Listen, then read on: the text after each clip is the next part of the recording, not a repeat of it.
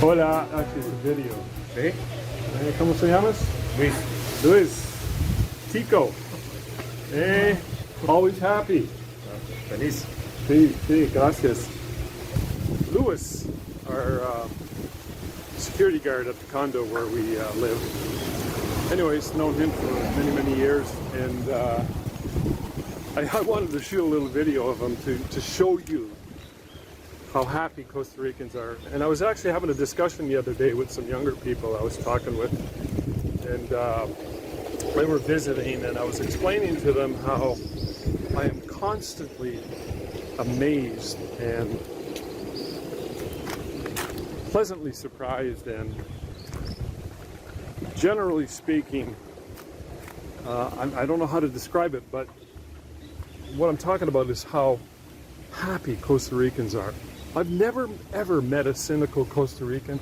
I've never met a Costa Rican who had a pissy attitude of entitlement, poor me, or just generally being down on something. I've never seen it, so I've been coming here a long time.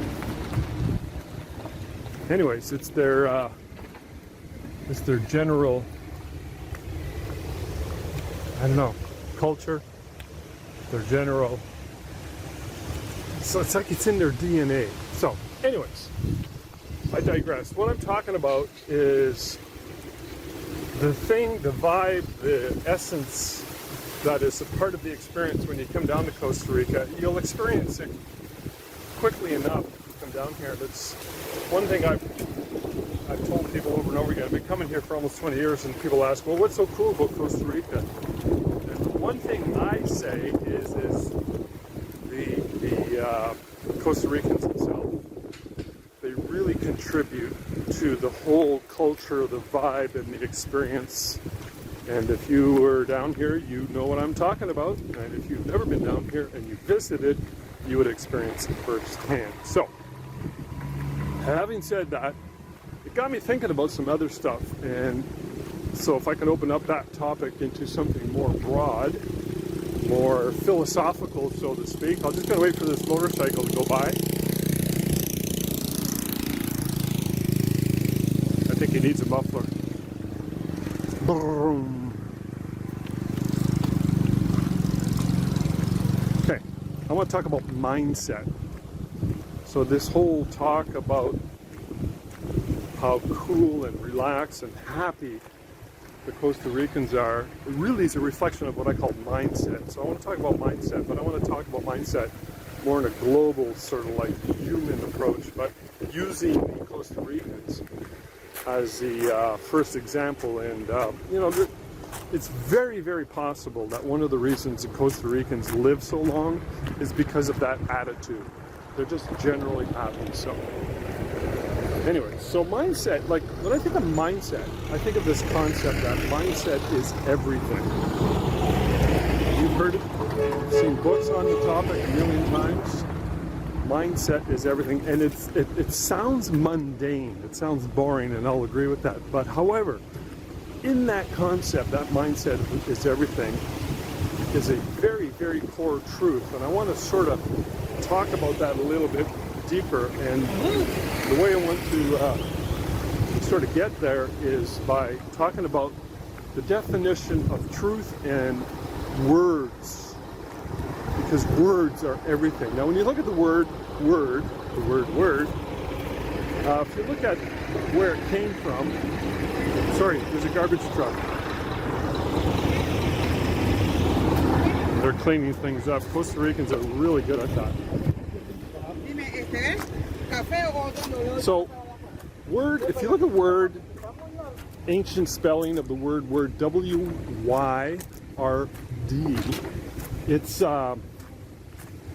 from Norse, you know, the Vikings, and what it means is destiny. It means chaos. Isn't that cool? Word means destiny and chaos.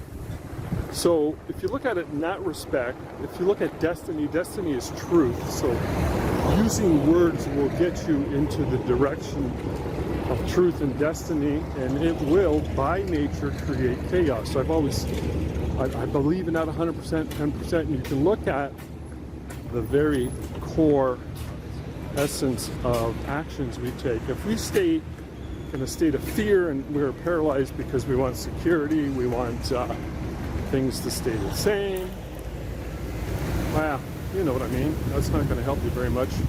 However, if you decide you want to move into a particular direction in your life, and you take action, things are going to get chaotic. And it's that chaos that scares most people. So you have to embrace chaos. It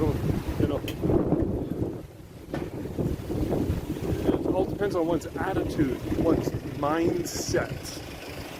So the words you choose will determine the direction you go into, and the direction will always bring upon it chaos. And chaos has within it the path, the truth, and opportunity, and it always comes in the form of adversity, or it looks like adversity, but in fact it is something that holds within it a nugget of truth. Adversity equals growth, equals destiny. So I know it sounds kind of weird, but think about it. I mean, the opposite is cynicism. So people often will criticize, this idea that mindset is everything, and or they'll talk about like the secret. I mean, that's bullshit. Well, you're being a cynic, and you might progress and succeed in spite of that. But I think to really maximize and to really open up to the highest levels of your consciousness and possibility and creativity and prosperity and all that stuff, I really believe that the words you choose will reveal your highest order of destiny. So words are everything, and that is a reflection of mindset. Mindset is everything. It is. So when I set a goal, I'm very careful how I phrase it so that I use the best words. So, and that they can either be words that you think, write, or speak. Speaking is the most potent and powerful medium that we can use when it comes to expressing words. And when I say words, man, I mean destiny and truth. So, got to keep that in mind. Hold on here, I'm passing a very busy intersection. I would not want to get run over. So anyways, yeah, and it shows up in many other ways too. Statements, rules, laws, codes of ethics. It shows up in affirmations, in prayer, in meditation, and sorry, I got another loud truck. And but words will always shed light on truth, always.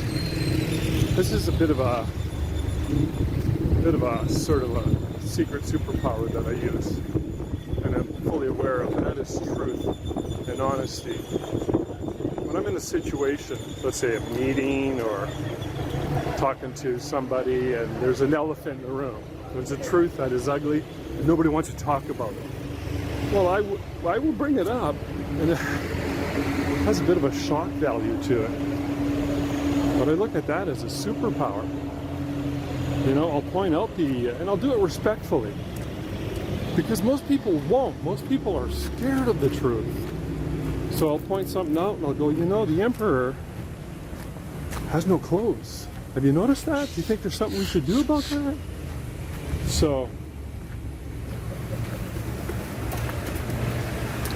yeah, sounds kind of strange, but it takes courage, it takes truth, it takes honesty. So there's a book that was written, I read about 10 years ago. It's called Learned Optimism. It is about the most scientifically accurate book that represents all these studies they did going back to the 80s. It's kind of interesting. I highly recommend you read it. It's called Learned Optimism.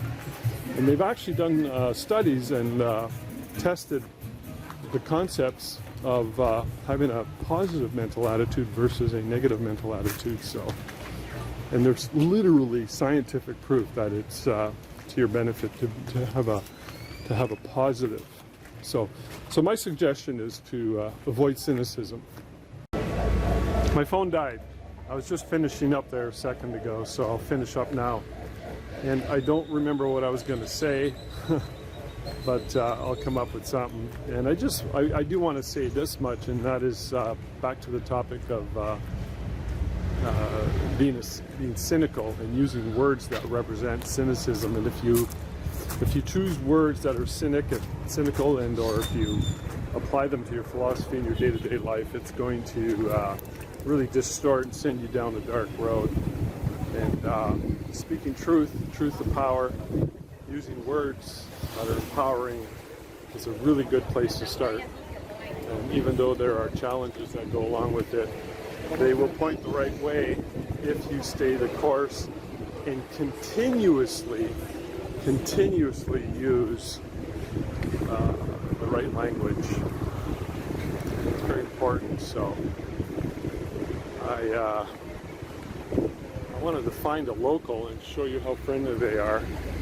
I like pulling that on people. Just say hi. And you'll see how super happy constantly. They're just beautiful on the inside out. It amazes me non-stop how that is the case.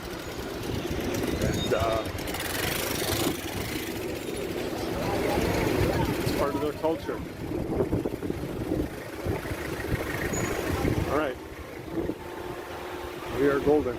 Talk to you later.